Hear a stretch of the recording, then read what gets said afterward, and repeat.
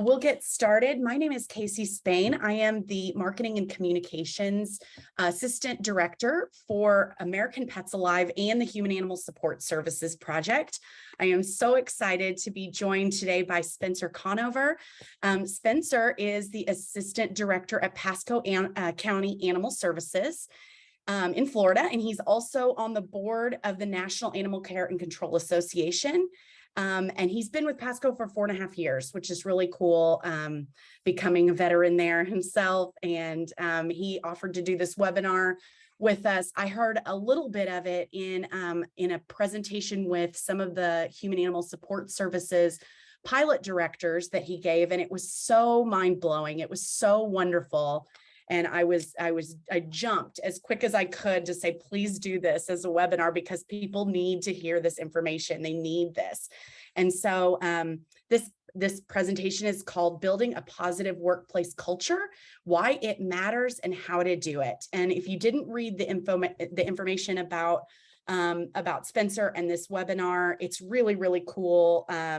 They have had very little turnover in the last 14 months when a lot of us are experiencing wild turnover, jobs changing, the country's in crisis. And so they have been able to keep a really strong team, and we knew we had a lot to learn from Spencer and his folks. So Spencer, I'll let you take it away. Awesome. Thank you, Casey. Appreciate it. Thank you everyone for being here. Yeah, like Casey mentioned, this presentation kind of got started. I was presenting on a panel at the Florida Animal Care and Control Association conference in March this year. And it was a great panel. We were talking about operations for animal sheltering.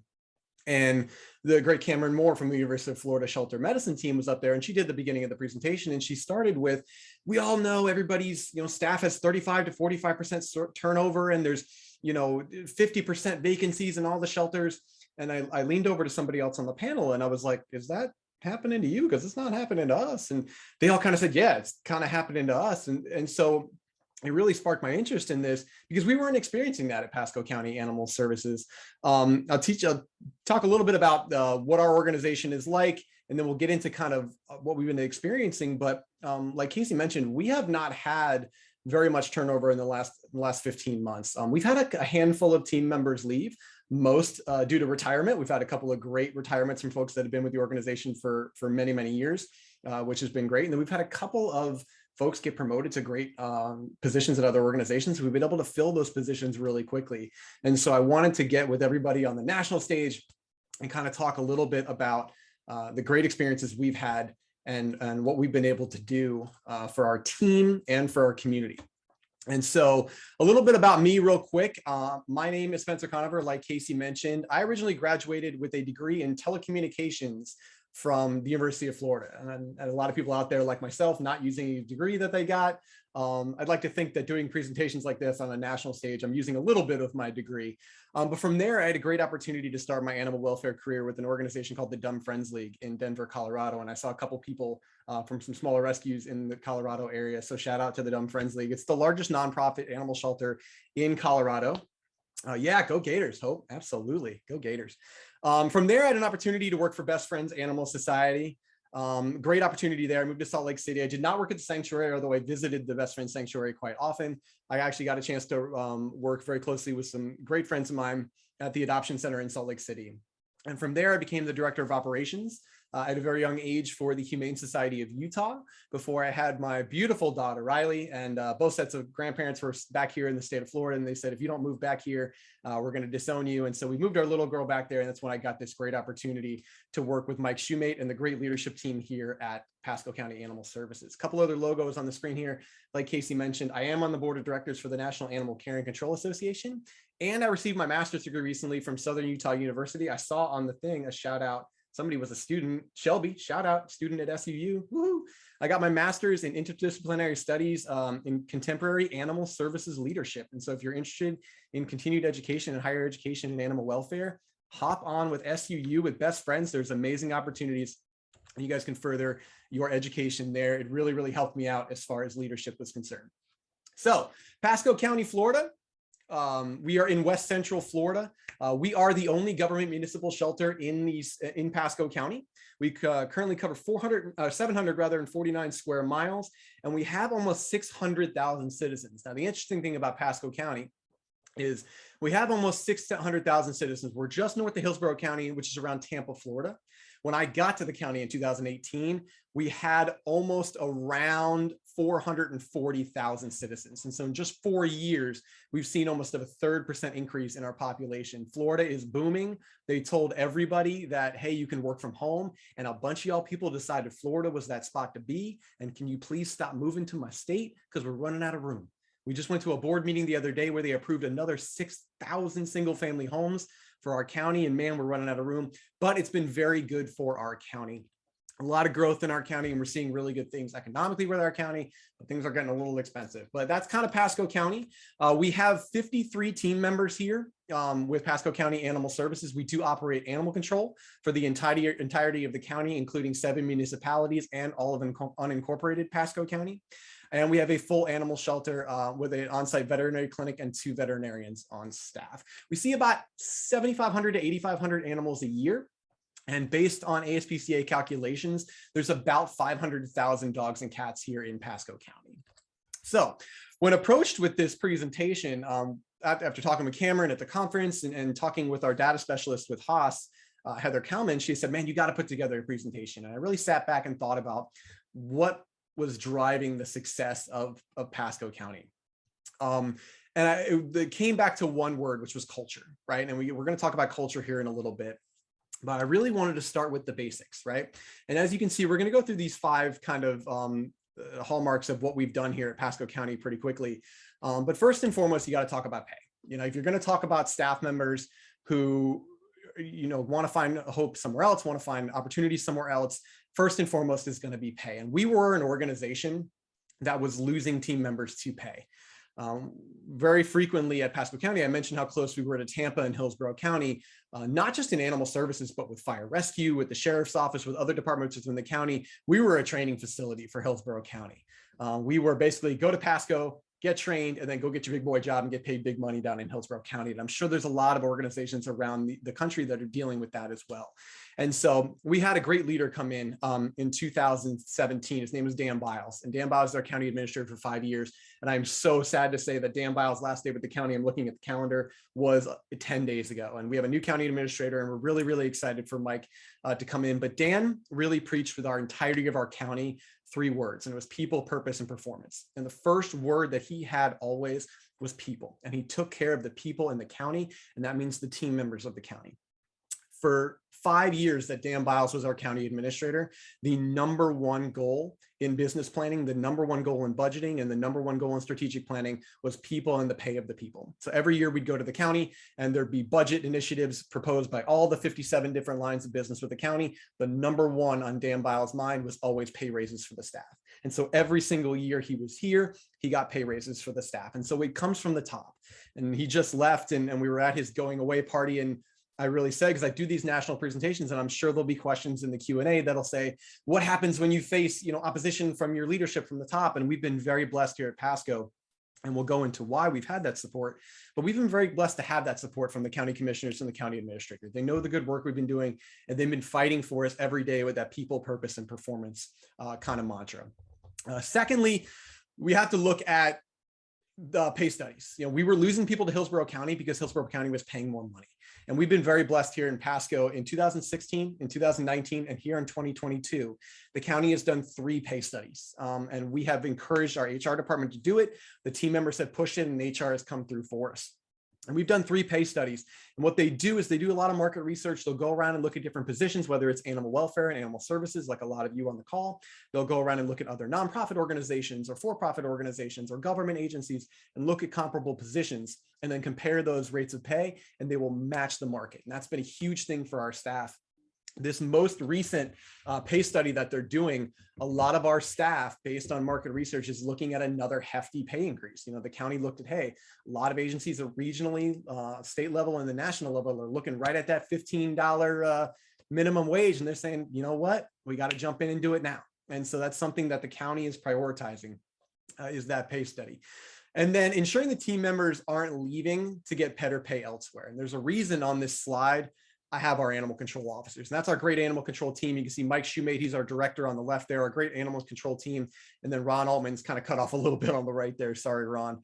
He's our field services supervisor. And the reason I put our officers on this slide is about 2 years ago, we dealt with an epidemic of losing our officers to other departments. We can see we only have 9 of them, including Ron, and we lost 4 officers in a 3-month period to code enforcement. And like many animal control agencies around the country, around a lot of animal control agencies around the country, we were losing officers to code enforcement. Code enforcement was paying more. The officers didn't have to work standby, and we didn't think that was right. Our officers are out in the middle of the night. You know, they are the first responders when first responders show up and there's a pit bull in the house, right? And so officers were in there. They can tell you horror stories. And so we went to HR and said, you know what, we don't think this is right. Mike, the director, and myself went to HR and said, our officers deserve to be paid as much, if not more, than code enforcement. And guess what they said? They said, no, absolutely not. Market research dictates nobody around the country pays animal control officers as much as code enforcement. And so for us at the time, it was like, hey, man, that stinks. We really tried, but it wasn't good enough. So we went back again and we said, here's the certifications that our officers need to have. Here's the hazard pay that we think they should be getting. Here's the risk involved. We went back again and they said no. And we went back again and we said no. And there was a pay study and we went back again and they said no.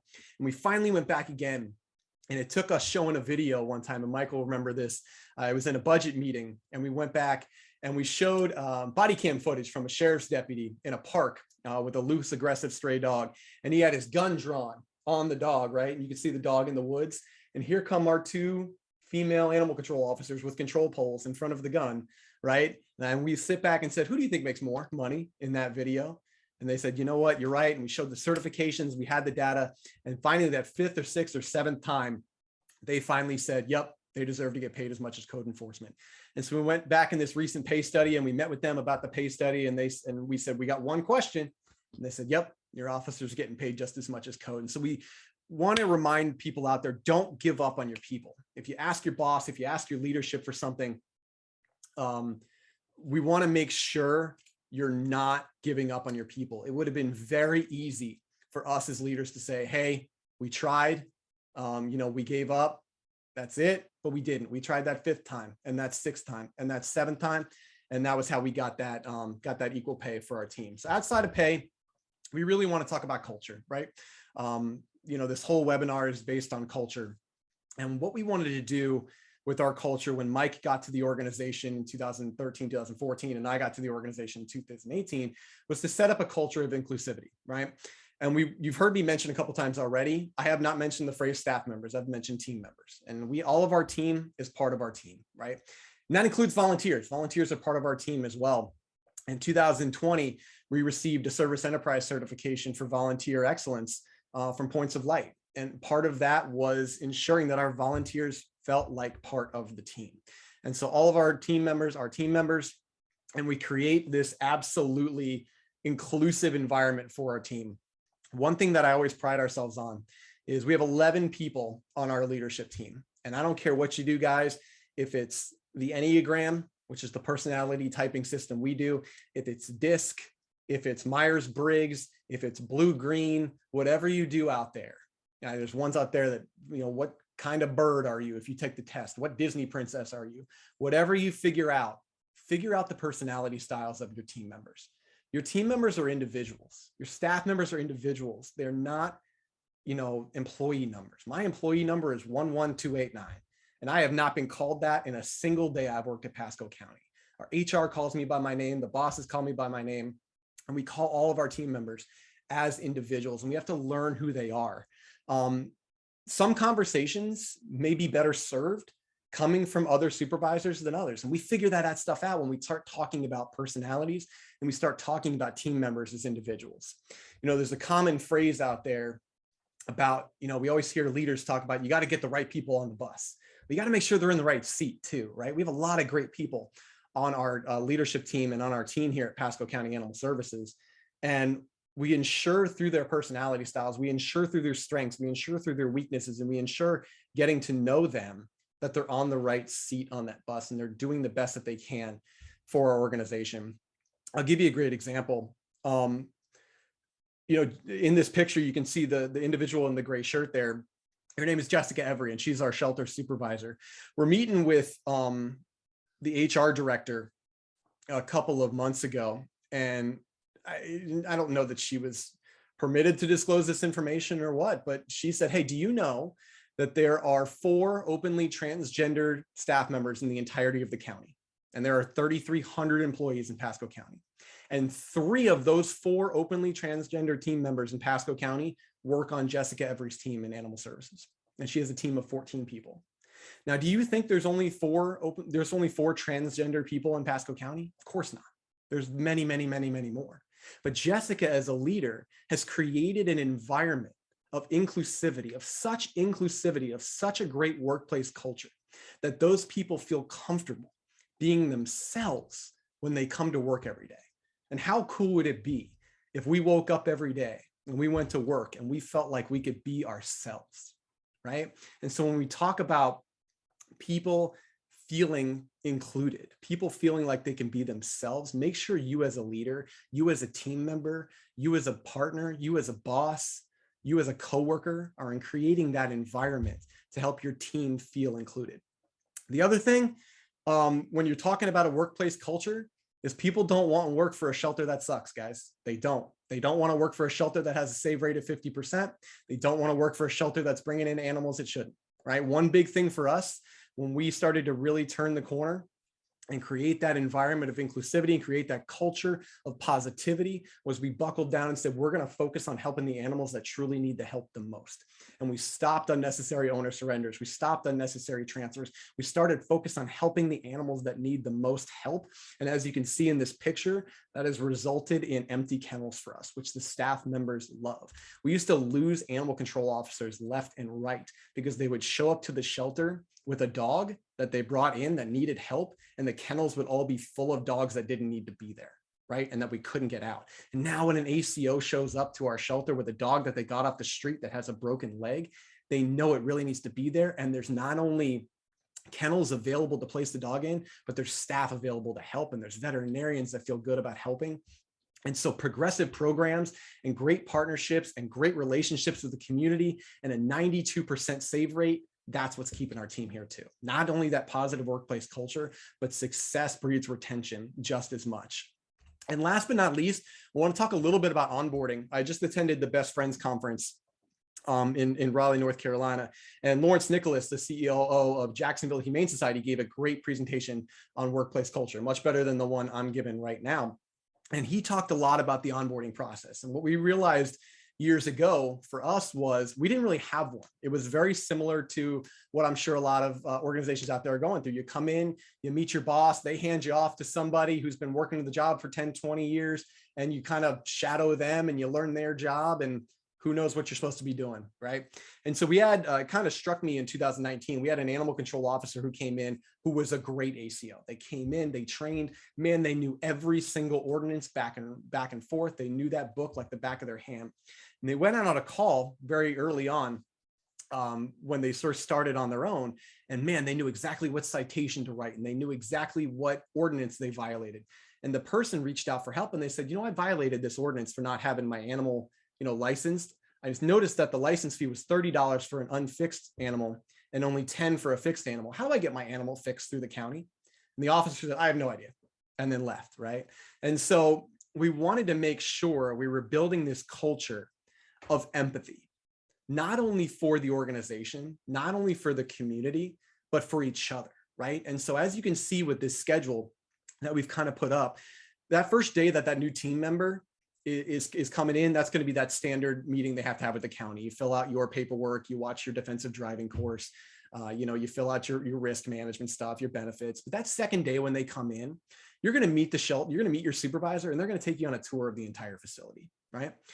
Next, you're going to work with the shelter team. Whether you're a director, whether you're a veterinarian, you're going to get in the kennels and you're going to clean, right? And so on and so forth down the line. You're going to meet with the rabies control officer and understand what he does. You're going to meet with the rescue coordinator, the community partnerships and program supervisor. You're going to understand what that team does to help rescues and help education and help outreach. The next day, you're going to meet with the medical team and you're going to do surgery and you're going to understand what they do. And so when you're finally out on your own in your role, whatever it may be, you have that knowledge of, you might not be an expert on that team, but if somebody asks you about it, you at least know who the heck to talk to, right? You at least know who the heck to talk to, which is pretty important stuff. And so we do feel like onboarding is a pretty essential part of our workplace culture as well. Next up on the spokes there was leadership. And we're not reinventing the wheel here in Pasco County. When I first got to this organization, we attended a team leaders meeting with County Administrator Dan Biles, I mentioned earlier at the time. And in those that work in county government, we have a meeting every 2 weeks where we sit down and go over the agenda for the upcoming board meeting, make sure there's no mistakes, anything like that. And the meeting broke after about 30 minutes. And then Dan said, let's come back for the leadership portion. And I turned around and said, the what portion? And so he would teach these various leadership tactics. And our team really glommed onto those. We really felt attached to those. And a couple I've put up on the screen here. Start with Why by Simon Sinek was something that hit us very, very strong. We talk to our team all the time about finding your why. Why do you work here? It's not to make money. None of us got into animal welfare to make money. I can tell you that right now. Why are you here? What gets you out of bed in the morning? And we really learn the why of each of our team members very specifically. Radical Candor by Kim Scott, building that relationship with your team, right? Crucial Conversations by Joseph Grenny. You know, he has a great quote in there where he talks about the difference between a good organization and a bad organization is a direct correlation between the identification of a problem and the amount of time you take to talk about that problem. How many of you all work for an organization where a staff member is causing a problem and you say, man, I'll get to that when I get to it. Or yeah, I'll kick it down the line. Or I'll talk about it next week, right? No, man, get them in a room, get off your ass and go talk to them right now, right? And so a lot of these different things, these are amazing, amazing books. Somebody asked me the last time I did this presentation, how do you get your team members to read a book? You don't, because books are long. A lot of these are TED Talks. Simon Sinek's book, Start With Why, I've read it a couple times. It is like 350 pages long. The TED Talk's 18 minutes. Show your team the TED Talk, right? But the key is after all of this, and Dan Biles really showed us this with leadership, was don't just talk about it, hand them a book and then let it go. You have to continue to talk about it. You have to continue to preach it. And so we talk all the time about why. We ask the 5 whys, we get to the root cause, and we get people to understand why they are here and why they're doing what they're doing. And so we start to see that manifest as leaders with our team when they come up and they give us a problem and they immediately jump to, well, this is why I made that decision. And us as leaders are like, oh my gosh, that's such an amazing thing. You're doing it yourself. But we have to continually preach that, right? It's a balance. You guys can see Mike and myself, he's the director, I'm the assistant director. These photos are taken after Hurricane Ida hit Mississippi last year. And Mississippi had to evacuate a number of dogs. And they were going to various rescues around the states, and they needed a spot to stay for the night. And we offered up some kennels. We had an empty room here in Pasco County. We offered up some kennels for them to sit during the night. And so Mike is the director and myself is the assistant director. I don't know why I wore my nice pants that day. I probably had an interview somewhere, but we got off our butts and we helped take those dogs off the truck and get them into kennels. And the next morning we loaded them back up.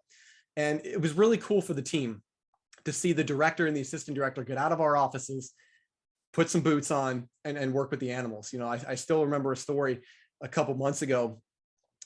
It was, you know, I think the internet was down in the morning or something like that. So I couldn't log onto my computer and, you know, instead of being like, oh, I'm going to work from home today, it was morning clean. And so I put on some boots and I went next door and I helped walk dogs while the staff was cleaning.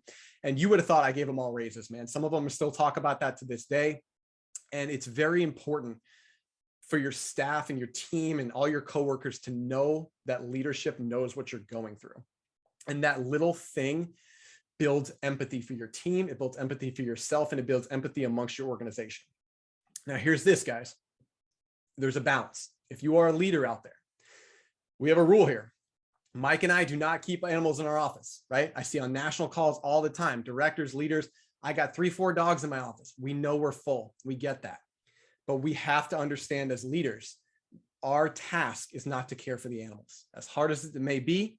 And as leaders, as much as we got into this industry for a lot of us for the animals, we are not tasked with the care of the animals. We are tasked with the care of the people who are tasked with the care of the animals.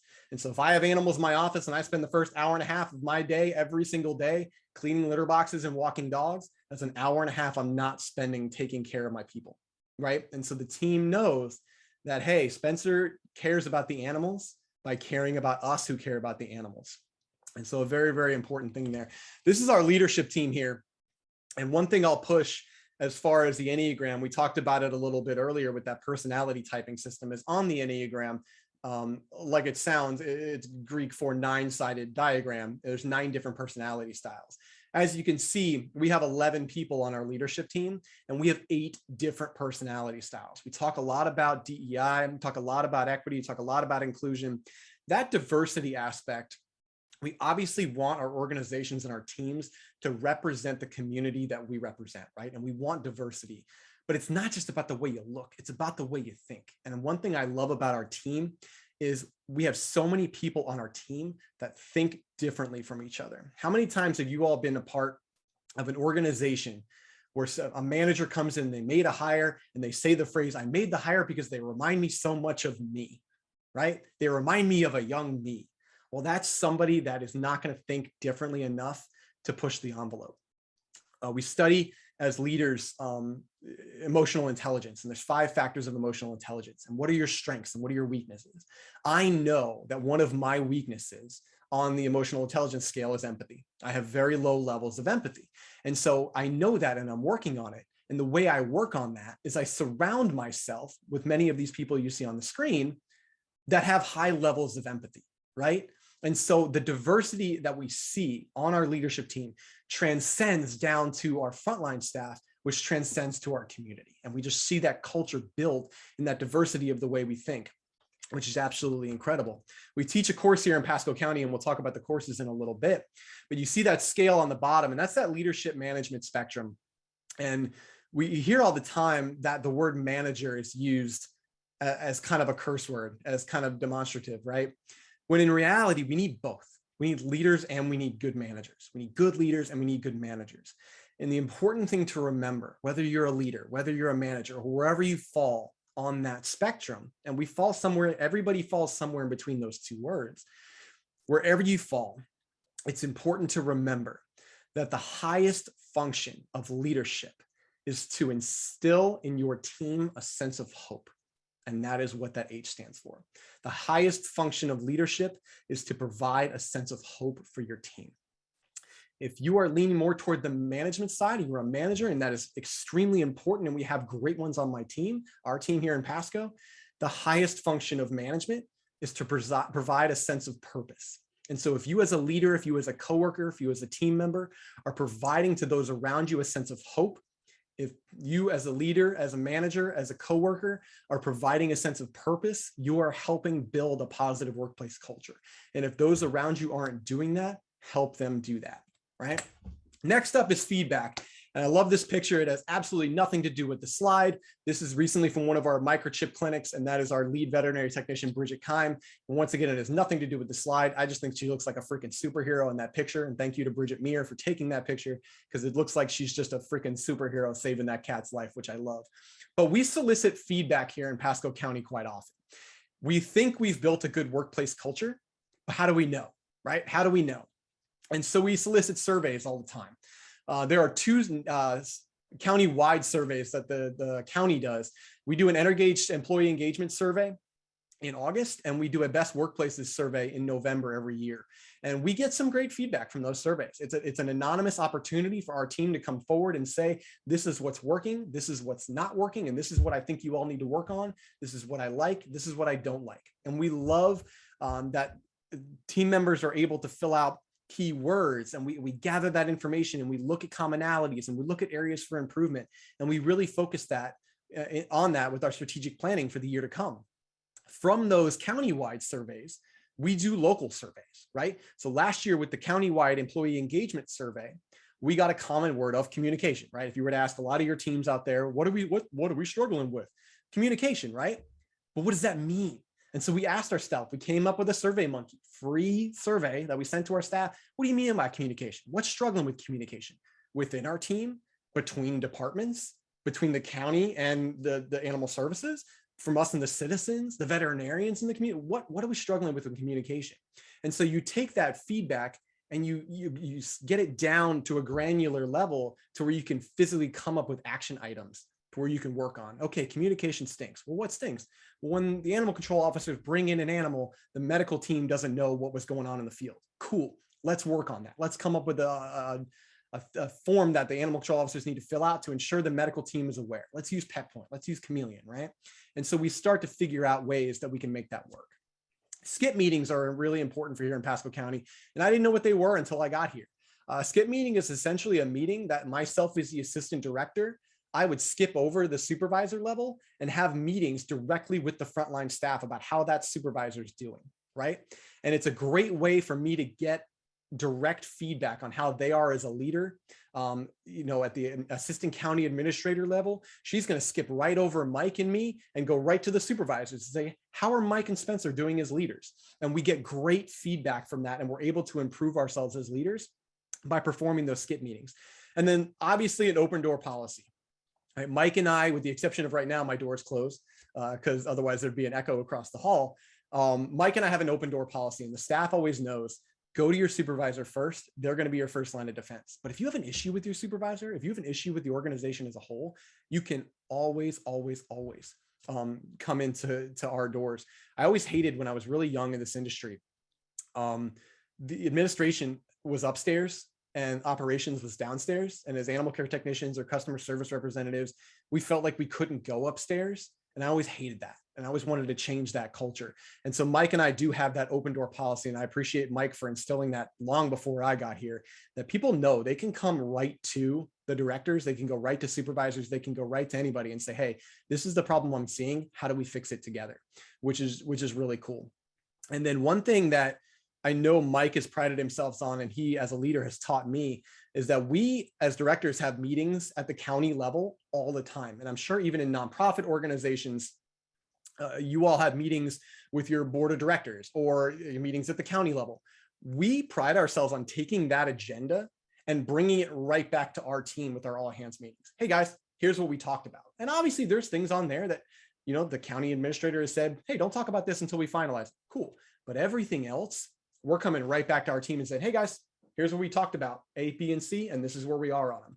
And so the level of transparency and honesty and openness amongst our team starts at the top, but once again, it's everybody being a part of that. And we love our leadership team, the 11 people that are on our leadership team, and then our entirety of our team for making that work, which is really cool. And last but not least, we talk about celebrating, right? Here at Pasco County, we have been in the news a lot lately for some awards. And when we talk about celebrating, I really pride myself on celebrating the hard work that the team is doing, right? And I want other people to know the hard work that the team is doing. The people that work for animal welfare organizations have some of the toughest freaking jobs on the planet, y'all. And I know those listening right now, you know that, and they deserve to be recognized for that. And I'm sorry to say that does not mean a hot and ready pizza once a month, y'all. That is not recognition. I know what you're trying to do and your heart is in the right place. But myself, I sit on the National Animal Care and Control Association board. We're here in the state of Florida. Mike sits on the board of the Florida Animal Control Association board. It is shocking to me how infrequently leaders in this industry and organizations and directors and managers and supervisors, how infrequently they put up their team members for recognition, for awards, local awards, regional awards, state level awards, national awards. We were working with the FACA team, Florida Animal Control Association team last year, and they had to resolicit for Agency of the Year because only 2 organizations submitted proposals for awards. There are 57 counties in the state of Florida, and only 2 submitted a proposal for an award for agency, a state level Agency of the Year. Now, do we think there's only 2 agencies in Florida working their butts off that deserve that award? Absolutely not. And so we need to be better as leaders, recognizing the people for the hard work that we're doing, right? One other thing that we're doing, I mentioned Dan Biles, who's our county administrator. I mentioned Kathy Pearson, our assistant county administrator. Every chance we get when we have an award, we're having them present it to the team. We want our team members to know that, yeah, the supervisors, yeah, the directors, yeah, the managers know, but the county administrator knows, the board of directors knows, the county commissioners know you're doing a great job. Every single time that we receive recognition on a local level, state level, or national level, we're submitting a resolution to the board of county commissioners. So they have to read it and they know the positive work that the team is doing. And then one thing that we've really focused on, and I was talking to Mike Wheeler, who's the director of support services, community services in Cabot, Arkansas. He's on the board of National Animal Care and Control Association with me. One thing that he and I kind of found as a commonality with our workplace culture and success over the last several years is we have made our organizations a positive talking point for our communities. When the county commissioners need to point at something and say, hey, they're doing a good job, they point to animal services. Right?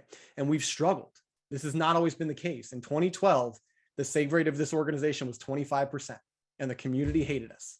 And so if you're struggling, you can turn it around. I'm telling you, you can turn around, and the advocates that fight you now, and they drive you absolutely bonkers, and they submit 150 public records requests a day, you can get them on your side. I'm telling you can, because we've done it here in Pasco. Another thing we do is Staff Development Day.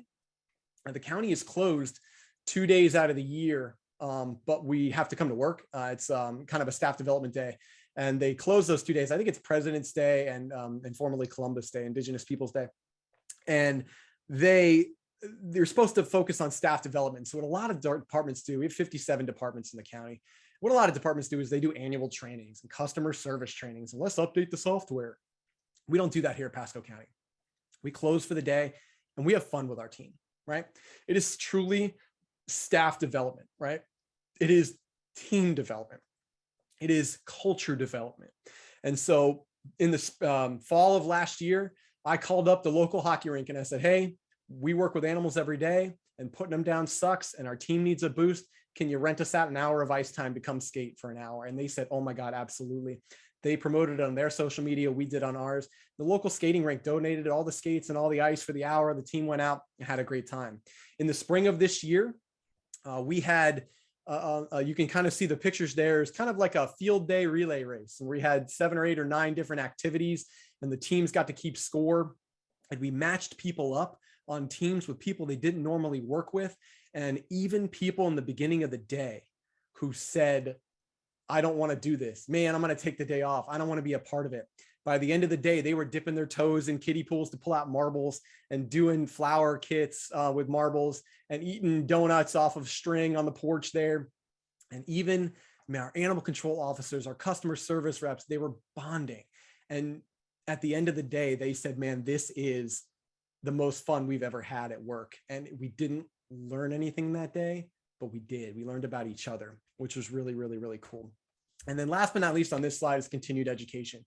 You need to invest in your people. Once again, they're not numbers.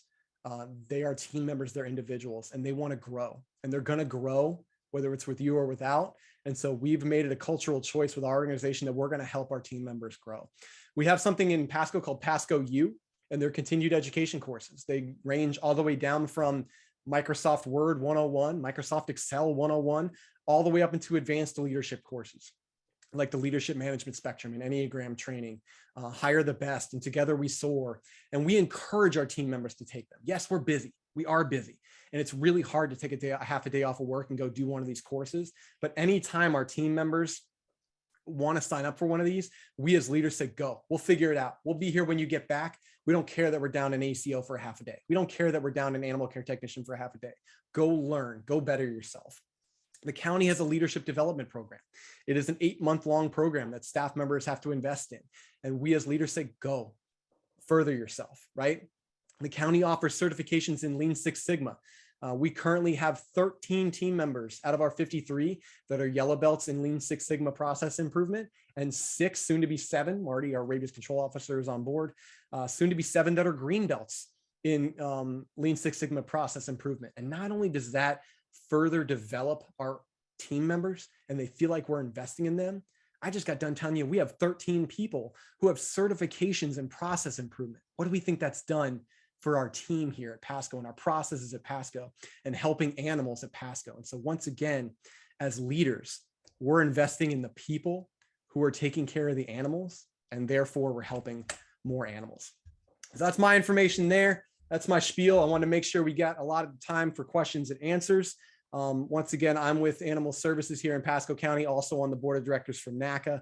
If you guys have questions, I know the first one's going to be, can you share the slideshow? Absolutely. I already sent it over to Eliza and Casey, and so they'll shoot it out to everybody. But I am here for questions. Ask away. How'd I do, Casey? Wow, that was awesome, Spencer. I loved it so much. I took so many notes because I was like, I have so many questions. People are putting questions in the chat, which is great. This is your opportunity, guys, if you've got a question.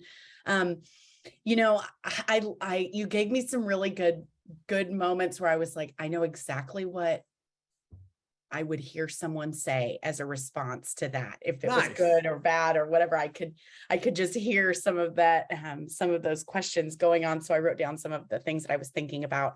Would love to ask some of the questions too of you folks that are out there. One thing, top of mind, I want to know what people say when you don't have a dog in your office. I want to hear how do you respond to that with volunteers? How do you respond to that with staff members? How do you answer that? I think it's a balance. It's definitely a balance. And some of the volunteers that work at our organization, they know Spencer's not the animal guy. They know Mike's not the animal guy, right? And we are not the animal people. And so for some, that rubs people the wrong way. But it's that balance of those supervisors and those frontline team members that are the animal people working with those volunteers saying, we wouldn't want to work for anybody else because they take care of us so much. We know we want to invest in them as leaders, and they want to invest in us. And so I've seen it both ways. I've seen the investment that the directors have made is like, oh, I'm going to take care of the animals and the animals and the animals and the animals. I take in 8,500 animals a year and I can't put them all in my office, guys. And so we have to come up with proactive ways to help as many as possible, which is important, which is very important. There's some team members and there's some volunteers that don't see eye to eye with that. And we've lost volunteers. I mentioned we went through a service enterprise certification where we as an organization got away from the, you can show up whenever you want, you can do whatever you want. We lost volunteers. We had to fire volunteers. And we want to make sure as we're building that workplace culture, everyone that's in it is on board with it, right? And so when you say, like, what do you do with people who don't agree with you? Well, 3, 4, 5 years ago, we had that problem. Now we don't, right? Because we got all the people on the bus that we want on the bus, and the people that aren't on the bus, that's fine, right? And you're going to go find an organization that aligns with your mission and aligns with your why, right? And we want to support you in doing that. And now, and on the way out, we'll write you a letter of recommendation, right? We want to make sure you're happy coming to work. And if you're going to come to work and say, oh, the director doesn't have a dog in his office, that's fine. And go work for an organization that does, and maybe that's right for you. And so it's very important, very important.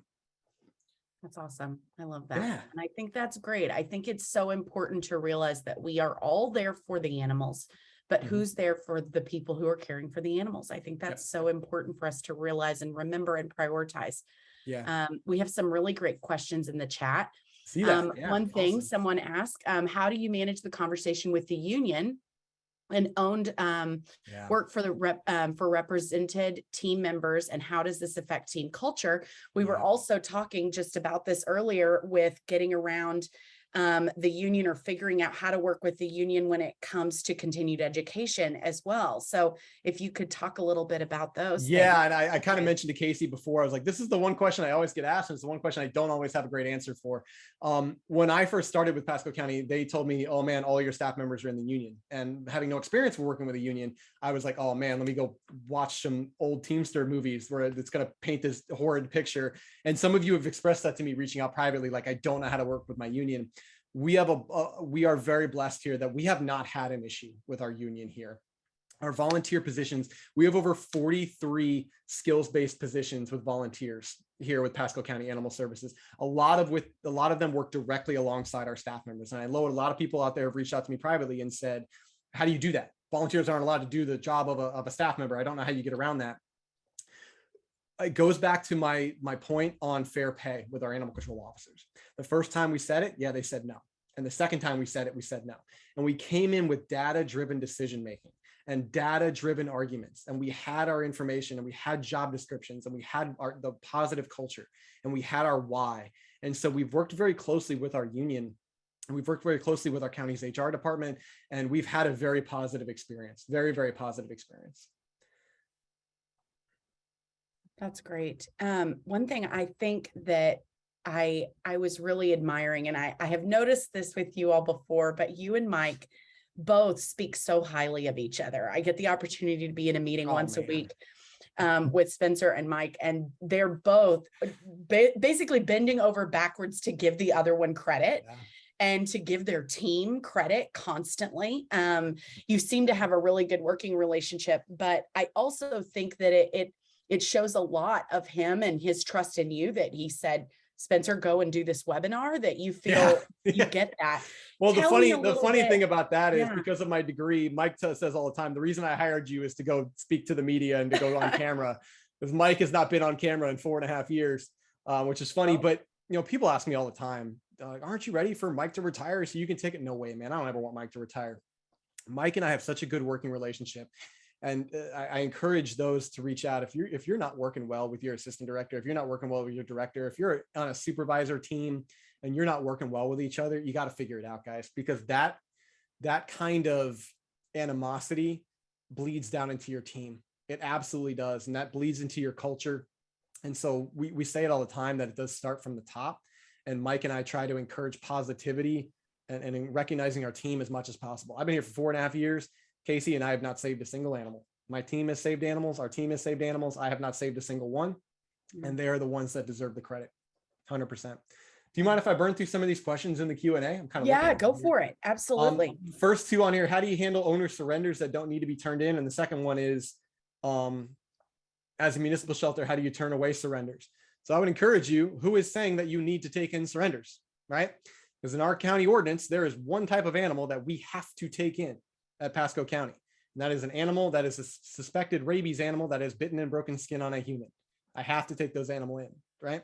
Every other thing in our local ordinance, chapter 14, says Pasco County Animal Services may impound, right? And so I would encourage all of you, if you are a municipal shelter, look at what your ordinance says. If your constituents, if your citizens are saying you have to take in this animal, why, right? And if you do, that's fine, but you got to work on that, right? So we made a very big decision a long time ago. We're not going to say no. I'm not saying no to you, right? Why don't we take in the vast majority of owner surrenders?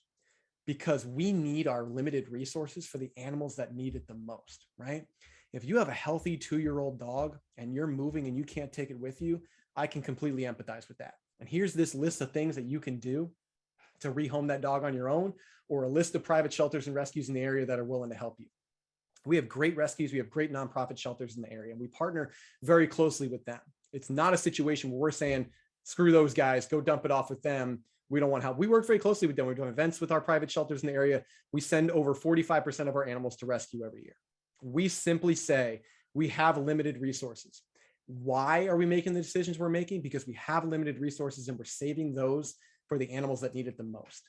It's not like we're saying no owner surrenders and we're only using 70% of our budget. We go to our budget meetings every year and we consistently use 99.8 to 99.9% of our annual budget every single year. And it's mainly on the animals that need it the most. And so we focus really on those animals. And I would encourage, this is going back to the officer thing, right? When we first said like, hey, we want our officers to be paid more, you got to ask HR, right? Hey, why are we saying that we need to take in all these owner surrenders? Where does it say that? Right? And you don't want to paint a bad picture. You don't want to close that door. We've said, oh, hey, we want to focus on animals that need it the most. We're not taking in owner surrenders. We've taken in 2,000 owner surrenders this year, right? It's not an all or nothing thing. But 3-4 years ago, we took in 3,500 owner surrenders or 4,500 owner surrenders, right? And so it's making sure your resources are focused on those that need it the most. And that's part of that culture, right? The team sees that we're not just doing unnecessary work for unnecessary work's sake. Are these classes offered locally, or are they something in other areas? And Spencer mentioned green and yellow and process improvement. So the classes at Pasco U are offered locally, and we have a great performance improvement team on our county team. I will say this, our program is based off a program in a lot of other counties. So if we're at a county municipal level, check with your county to see if you have an operational performance management team and if they offer any performance improvement opportunities or continual education classes. Lean Six Sigma, we're very blessed here in Pasco, And we have a master black belt on our performance enhancement team that certifies folks. But I will say this, I've encouraged plenty of people that have worked for us in the past, or they live in Pasco that don't work for the county. Local community colleges offer this certification all the time, all the time. And your county has a lot of opportunity for continued education. Encourage your bosses to say, hey, I want to take this to help improve our program, and see if the county can reimburse you. Literally ask. I'll call it out there. I got a master's degree while I was working for Pasco County Animal Services, and I didn't pay a dime because the county offers tuition reimbursement. You got to ask, guys. You got to ask. Your county may offer something that you don't know. We have a large us versus them mentality, especially when it comes to volunteers. How do you incorporate your volunteers into the shelter team? That was huge for us. Before our service enterprise certification, we had the exact same thing.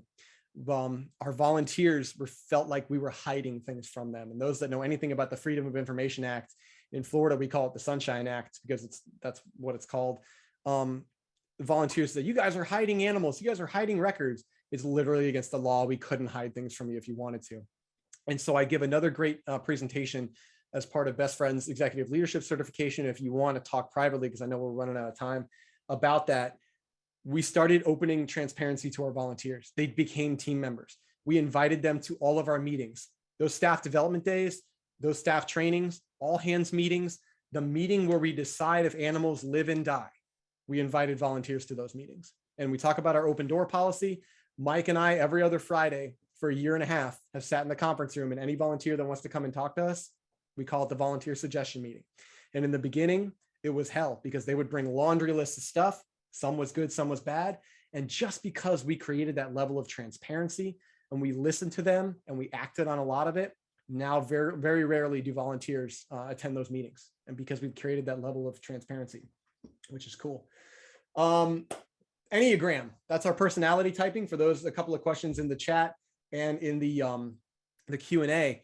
We used the Enneagram only because that's what the county taught at the time, and I really latched on. I actually teach the Enneagram for the county now.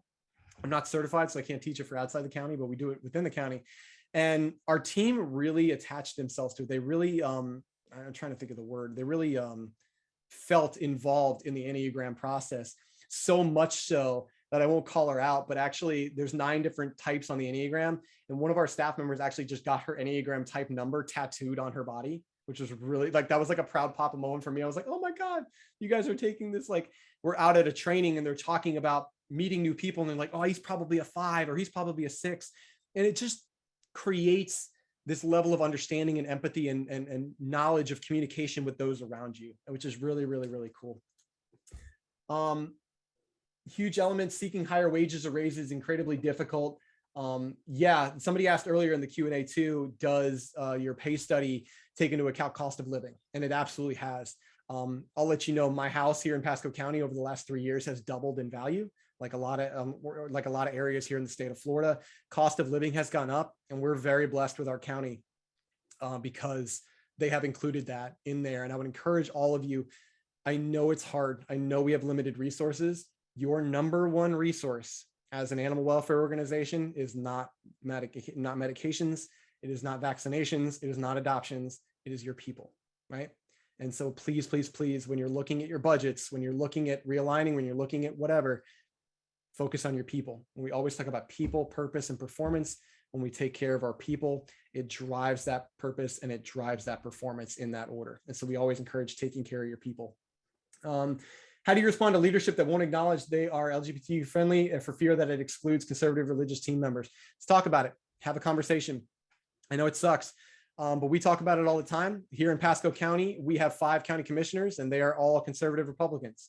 We talk to them about everything, right? We show them the positivity of the work we're doing. We show them the positivity of the culture we've built. And at the end of the day, politics doesn't matter, right? And I apologize for those that it does matter to, because it just means you're going to have a little bit harder time than we did. But man, we took an organization focused on inclusivity and diversity and equity and including all those around us. And we have a phrase where we say around here that, you know, not everybody that walks into our building is right for every animal in our shelter, but everybody that walks into our organization is right for an animal at our shelter. And it's up to us to figure that out, right? And it goes for our people too. We can find a spot for everybody here at our organization, and our county commissioners and our county administrator and our assistant county administrator and the directors, they believe in that. right? And so it's talking about it, it's communicating. I go back to that Joseph Grenny quote, and you talk about, you have an issue with your commissioners or leadership or whatever it is. What's that lag time between the identification of that problem and having a real live, honest to goodness, hard ass conversation about that problem, right? Because the longer that lag time goes, the harder it becomes, And so I know a concern for nonprofit organizations is fair and equal compensation for employees. Yeah, I mean, one of the benefits for working for county government is those benefits. I can tell you that. Funded through donations, donors usually want to see their money going toward the direct animal expenses.